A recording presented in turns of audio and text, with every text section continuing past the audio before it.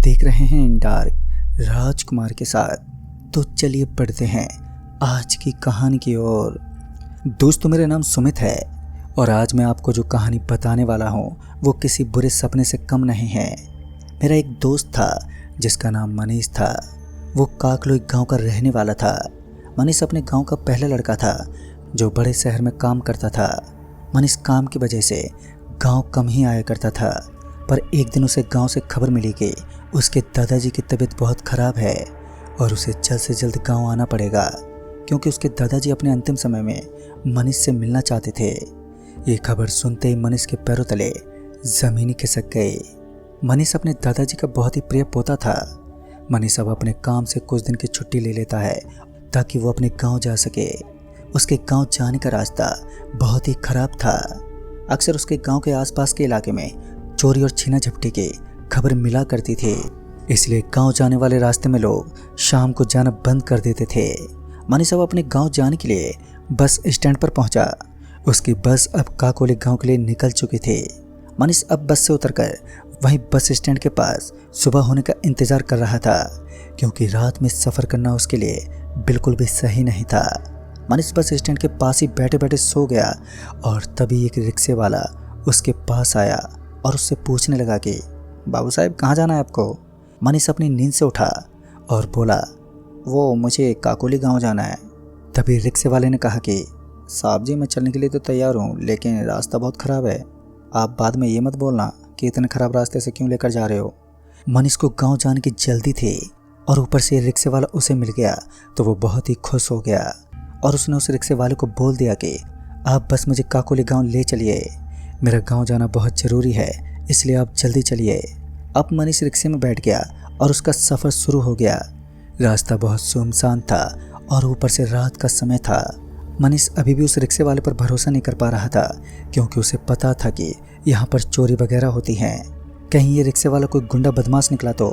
मनीष अपनी इस सोच में डूबा हुआ था कि तभी वो रिक्शे वाला बोला, साहब जी, आपको पता है कुछ दिन पहले यहाँ एक एक्सीडेंट हुआ था, बहुत ही बड़ा एक्सीडेंट था वो। पर मनीष ने उस रिक्शे वाले की बातों पर ज़्यादा ध्यान नहीं दिया और उसे बस अपने दादाजी की चिंता सता रही थी। मनीष इसी उलझन में था कि उसके दादाजी जल्दी से ठीक हो जाएं। वो रिक्शा वाला मनीष से बातें किए जा रहा था, मगर मनीष अपनी चिंता में खोया था। तभी उस रिक्शे वाले ने कहा, क्या हुआ साहब जी, आप जब से रिक्शे में बैठे हैं तब से चिंतित लग रहे हैं। तभी मनीष ने कहा कि वो मेरे दादाजी बीमार हैं, मैं उनसे मिलने जा रहा हूँ। तभी रिक्शे वाले ने अपनी रिक्शा एक सुनसान रास्ते पर रोक दी और बोला, साहब जी, मुझे यहाँ पर पास में एक काम है, आप थोड़ा इंतज़ार कीजिए, मैं थोड़ी देर में आता हूँ। मनीष इससे पहले कुछ बोल पाता कि वो रिक्शे वाला वहाँ से चला गया। मनीष के पास अब रिक्शे वाले का इंतज़ार करने के सिवा कुछ भी नहीं बचा था।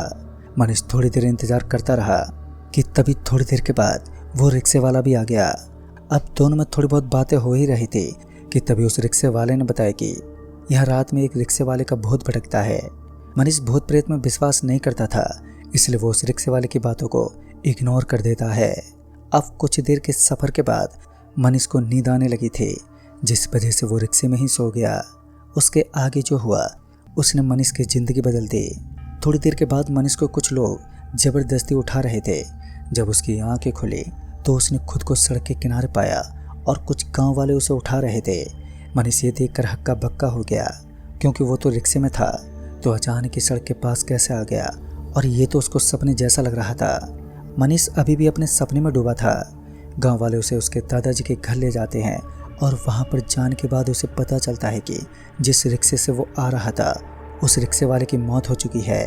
तभी मनीष को भी याद आया कि रिक्शा वाला भी किसी एक्सीडेंट के बारे में बात कर रहा था, लेकिन मनीष उसकी बातों पर ध्यान ही नहीं दे रहा था। यहाँ मनीष अपने दादाजी से मिलकर बहुत खुश था कि उसके दादाजी अब ठीक हैं, मगर जब से मनीष उस रिक्शे में बैठा था तब से उसकी तबीयत खराब हो गई थी। उसके बाद से वो बहुत बीमार हो गया था। गांव के डॉक्टर भी मनीष का इलाज नहीं कर पा रहे थे और फिर कुछ दिनों के लिए वो गांव में ही रुक गया, मगर उसकी तबीयत ठीक नहीं हुई। अब वो शहर वापस आने वाला था अपने इलाज के लिए, मगर रास्ते में एक दुर्घटना में मनीष की मौत हो गई। सबसे हैरानी वाली बात तो ये थी कि जहां मनीष का एक्सीडेंट हुआ था वो वही जगह थी जहां गांव वालों को मनीष बेहोश मिला था। ये इत्तेफाक तो नहीं हो सकता था। मगर अब सच को झुठला भी नहीं सकते थे कि मनीष हम सबसे दूर चला गया है। ये एक ऐसा सफ़र था जिसमें मनीष कभी वापस लौटकर नहीं आया। मनीष के मौत के बाद गांव वालों के मन में उस रिक्शे वाले का बहुत खौफ बैठ गया, जिस वजह से वो लोग अब रात में गांव से बाहर नहीं जाते थे। गांव वालों का ये मानना था कि उस रिक्शे वाले के भूत ने ही मनीष को मारा है। ये सदमा मनीष के दादाजी सह नहीं पाए और उनका भी देहांत हो गया। मनीष की मौत के बाद बहुत लोगों ने ये बताया कि अक्सर बस स्टैंड के पास उन्हें एक लड़का मिलता है जो उन्हें रात में रिक्शा ना लेने के लिए एडवाइस देता है।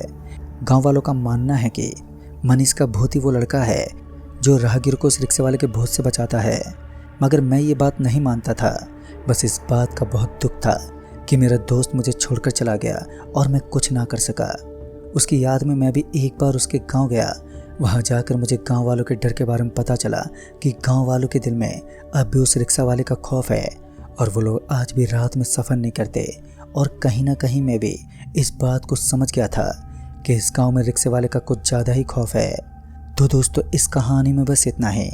कहानी आपको पसंद आई हो तो वीडियो को लाइक शेयर ज़रूर कर दें और साथ ही हमें कमेंट बॉक्स में ज़रूर बताएं। तो मैं जल्दी मिलूँगा ऐसी एक और नई कहानी के साथ। तब तक के लिए बाय एंड टेक केयर।